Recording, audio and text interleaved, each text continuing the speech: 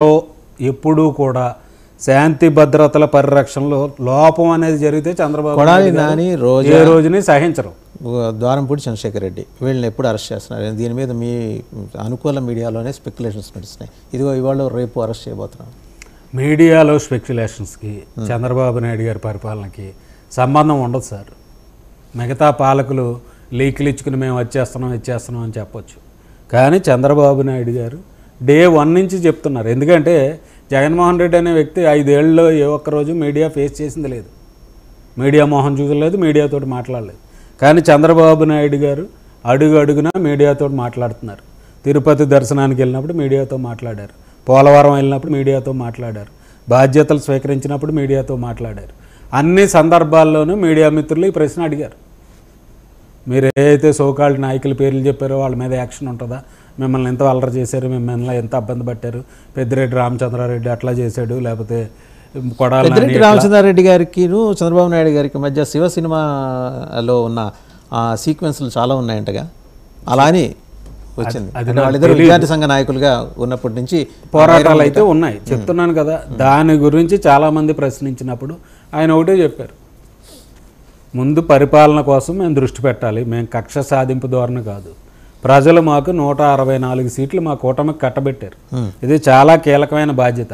మీరు ఇందాక చెప్పిన రెడ్ బుక్ రాసుకున్న లోకేష్ బాబు గారు కూడా ఇదే మాట చెప్పారు చాలా సందర్భాల్లో. ప్రజలు మా మీద ఇప్పుడు గురుతరమైన బాధ్యత పెట్టారు, 164 సీట్లు మా కూటమి గెలిచింది, మా ప్రాధాన్యత అంశాలు ఏంటి, ప్రజలు మా నుంచి ఏమేమి ఎక్స్పెక్ట్ చేస్తున్నారు, వాళ్ళకి మేము ఏమేం చేయాలి, దీని మీద దృష్టి పెట్టి.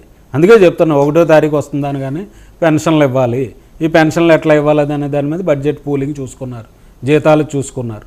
రేపు ఒక్కొక్కటిగా ప్రాధాన్యత అంశాలు ఏమేమి ఉన్నాయో చూసుకుంటూ ఈ వ్యవస్థను గాడిలో పెట్టడానికి ఈరోజు 10.5 లక్షల కోట్ల అప్పులతోటి కూరుకుపోయి ఉన్నటువంటి ఆంధ్రప్రదేశ్ రేపటి నుంచి పాలన సజావుగా నడవాలంటే ముందు ఏం చేయాలి మనం, దాని మీద మా నాయకులు దృష్టి పెడతారు తప్ప కొడాలి నాని గురించో, వల్లభనేని వంశీ గురించో, పెద్దిరెడ్డి రామచంద్రారెడ్డి గురించో, రోజా గురించో మా సమయం వేస్ట్ చేసుకోవాల్సిన పరిస్థితి అయితే లేదు. వాళ్ళు ఈ తప్పులు ఏమైతే ఉన్నాయో వాళ్ళ దోషాలు, నేరాలు, దోపిడీలు వాటిలన్నింటి మీద చట్టం తను చార్జ్ చేసుకుని వెళ్ళిపోద్ది. రొటీన్గా ఒక డైలాగ్ ఉంటుంది, ఆ చట్టం పని తను చేసుకుని వెళ్ళాల్సిన బాధ్యత ఉంది, వాళ్ళు చేస్తారు. ఖచ్చితంగా ఇది జరుగుతుందా, వాళ్ళు చేస్తారా? ఖచ్చితంగా జరుగుతుంది సార్. అదే చెప్తున్నా, రౌతుని బట్టి గుర్రం పరిగెడుతుంది. నాయకుడు ఆకాంక్ష ఏంటి, నాయకుడు ఆలోచన. ఇప్పుడు మీ జగంపేట ఎమ్మెల్యే జ్యోతుల్ నెహ్రూ గారు వాలంటీర్ల కన్నా పారిశుధ్య కార్మికులు బెటరు అని నిన్న అన్నారు. అంటే వాలంటీర్ల మీద మీ డెసిషన్ డైల్యూట్ అవుతుందనే దానికి దీన్ని నిదర్శనంగా చూడొచ్చా? అంటే ఎన్నికల ఫలితాలు వెలువడిన తర్వాత కొన్ని విశ్లేషణల్లో ప్రజల్లో ఈ వాలంటీర్ల వ్యవస్థ మీద ఉన్న వ్యతిరేకత కారణంగా కూడా వైసీపీని ఎంత చిత్తుగా ఓడించారు అనేది ఒక మాట అయితే, ఒక ఆలోచన అయితే బయటకు వచ్చింది. ఈ నేపథ్యంలోనే ఈరోజు యాక్చువల్గా పెన్షన్ల పంపిణీ అనేది మొన్నటి వరకు వాలంటీర్లే చేశారు. ఈ ఎన్నికల నిబంధనల ప్రకారం వాలంటీర్లతో పెన్షన్లు చేయించొద్దని ఆపినప్పుడు రకరకాల యాగి చేశారు వైసీపీ వాళ్ళు. మేము ఉంటే వాలంటీర్లు ఇంటికి పట్టుకొచ్చి పెన్షన్ ఇచ్చేవారు, ఇప్పుడు వాలంటీర్ వ్యవస్థను ఆపేయడం వల్ల పెన్షన్లు ఇంటికి రావట్లేదు.